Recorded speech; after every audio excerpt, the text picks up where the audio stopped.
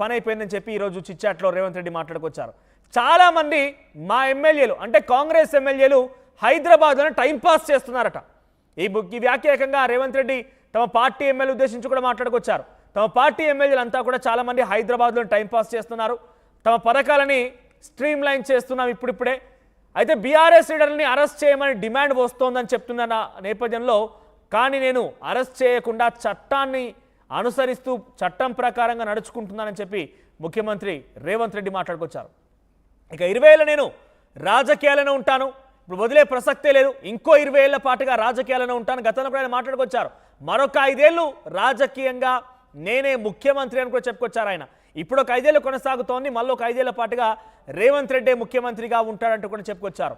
నేను కమిట్మెంట్ ఇస్తే చేసి తీరుతాను. అందులో భాగంగానే ఇటీవల కాలంలో అద్దంకి దయాకర్కి ఎమ్మెల్సీ పదవి ఇచ్చానని కూడా ఆయన చెప్పుకొచ్చారు.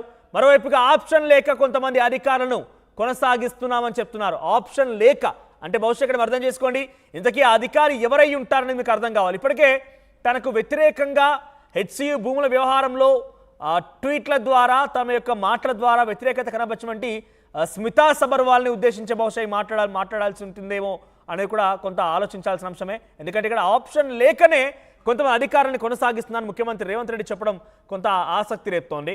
ఇక రాహుల్ గాంధీకి తనకి మధ్య ఎటువంటి గ్యాప్ లేదు, మంచి రిలేషన్ ఉందని చెప్పి ముఖ్యమంత్రి రేవంత్ మాట్లాడుకొచ్చారు.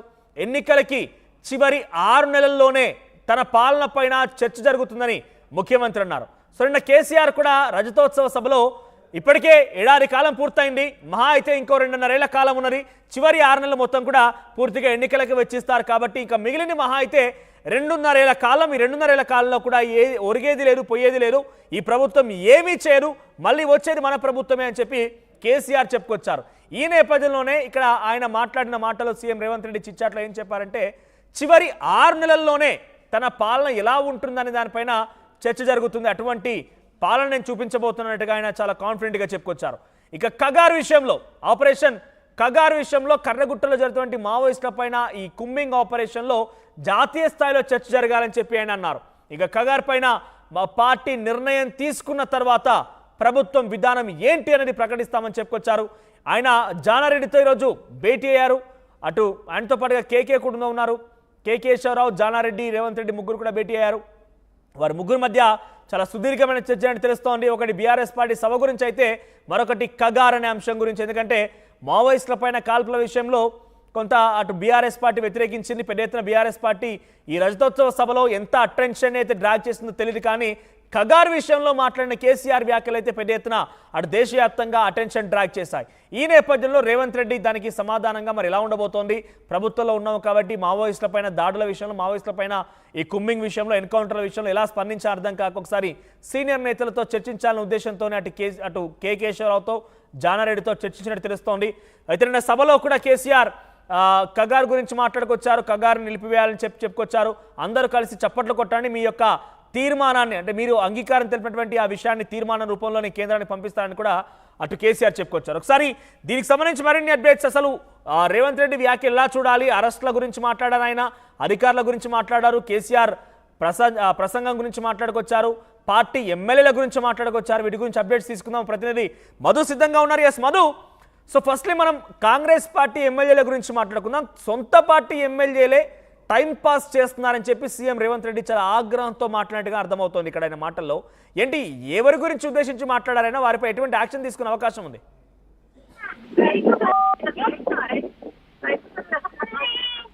రైట్ మధు.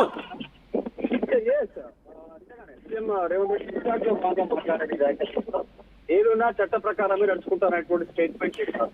వరుసగా ఎమ్మెల్యేల అరెస్టులకు సంబంధించి మాట్లాడారు.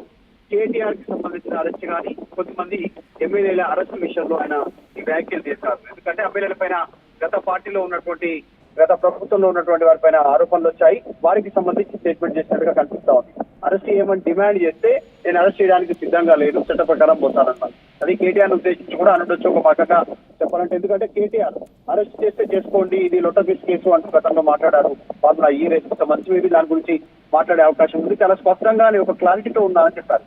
రాజకీయ పరంగానే 20 ఏళ్ళు రాజకీయాల్లో ఉంటానని చెప్పారు. ఒక గతంలో చెప్పాను నేను సీఎం అవుతానని, అదేవిధంగా సీఎం అయ్యాను, నాకు తెలుసు రాజకీయాల ఎలా అవగాహన చేసుకోవాలో, ఎలా ప్లాన్ చేసుకోవాలో నాకు తెలుసు అంటూ మాట్లాడారు. ఇంకొకటి పొలిటికల్ కమిట్మెంట్ కి సంబంధించినటువంటి నేను ఇచ్చేటువంటి కమిట్మెంట్ సాదాసీదాగా ఇవ్వను అంటూ 2 అంశాలు చెప్పే ప్రయత్నం చేశారు. ప్రభుత్వం ఇచ్చిన హామీలు, పథకాల విషయాన్ని, తర్వాత అద్దంకి దయాకర్ కి ఎమ్మెల్సీ ఇస్తానన్నాను, ఎమ్మెల్సీ ఇచ్చాను, ఎలాంటి వివాదం లేకుండా చూశారు అంటూ స్టేట్మెంట్ చేశారు. ప్రభుత్వ పథకాల విషయంలో కూడా కమిట్మెంట్ ఉన్నాను, మా ఇప్పుడు సంవత్సర కాలంలోనే ఇవన్నీ కొన్ని పూర్తి చేశాము, మిగతా మా టర్మ్ కంప్లీట్ అయ్యే లోపల మిగతా అన్ని పథకాలు కూడా ఇంప్లిమెంట్ చేసేటువంటి దిశగానే ఆలోచన చేస్తాము, ఇచ్చిన తర్వాతనే ఎలక్షన్స్ ఇస్తాము. అయినా నా పనితీరు కీటురాయి సంవత్సరన్నర కాలం ఇప్పుడు కాదు, ఒక ఎన్నికలకు 6.5 సంవత్సరాల టైంలో మాత్రమే నా పనిరాయి, నా పనితనం ఏంటి అనేటువంటి అప్పుడు చర్చ జరుగుతుంది అంటూ స్టేట్మెంట్ కూడా చేశారు. ఆయన చేస్తున్న సందర్భంలోనే ఇదంతా మాట్లాడారు. తర్వాత ఇందిరాగాంధీ గురించి కూడా మాట్లాడారు రీసెంట్ గా, ఎందుకంటే ఇందిరాగాంధీకి ఇచ్చినటువంటి నాయకురాలు లేరు అంటూ మాట్లాడారు. ఒక దేశాన్ని ఓడించిన చరిత్ర ఇందిరాగాంధీకి ఉందంటూ మాట్లాడుతూనే కేసీఆర్, మోడీ వాళ్ళ అవసరాలకు అనుగుణంగా మాట్లాడతారు, కానీ మేమేం అలా కాదు అంటూ స్టేట్మెంట్ చేశారు. నేను రాహుల్ గాంధీ మధ్య ఏదో గ్యాప్ ఉంది, రాహుల్ గాంధీ నాకు అపాయింట్మెంట్ ఇవ్వట్లేదు, నన్ను పట్టించుకోవట్లేదు అనేటువంటి చర్చ జరుగుతుందో దానిపైన స్పందించారు. నాకు ఆయనకు చాలా మంచి రిలేషన్ ఉంది, ఏం బాధపడాల్సిన అవసరం లేదు, ఎవరు మేము చాలా చక్కని అవగాహన ఉంది, మా ఇద్దరికి మంచి ఫ్రెండ్షిప్ ఉంది అనేటువంటి స్టేట్మెంట్ చేస్తూనే కగార్ అంశాన్ని పైన, ఎందుకంటే ఈ నక్సల్స్ ఏరివేతకు సంబంధించినటువంటి కగార్ ఆపరేషన్ ద్వారా కేంద్రం 2026 టార్గెట్ పెట్టుకున్నప్పటి వరకు నక్సల్స్ లేకుండా దేశంలో చూడాలనేటువంటి, అంటే లొంగుబాటు ప్రభుత్వం ముందు లొంగిపోయేలా లేదు, లొంగని వారిని అంతమొందించేలా కేంద్రం దృష్టి పెట్టుకుని ముందుకు పోతా ఉంది. కానీ దానిపైన మాట్లాడారు, ఇంకా నిర్ణయం తీసుకోలేదు, వినతులు మాత్రమే తీసుకుంటాము. రైట్ మధు, సో మొత్తం మీద ముఖ్యమంత్రి రేవంత్ రెడ్డి ఈరోజు చిట్చాట్లో పాల్గొన్న నేపథ్యంలో చాలా సంచలన వ్యాఖ్యలు చేశారు. తను మాట ఇచ్చి తీరితే ఎలాగైనా కూడా నెరవేరుస్తానంటూ ఆయన చెప్తూనే ఒక రకమైన ఉదాహరణలో భాగంగా అద్దంకి దయాకర్ పేరు ప్రస్తావిస్తూ మాట్లాడుకొచ్చారు. ఆయన అద్దంకి దయాకర్కి ఎమ్మెల్సీ ఇస్తానని చెప్పాను, ఇచ్చాను, నేను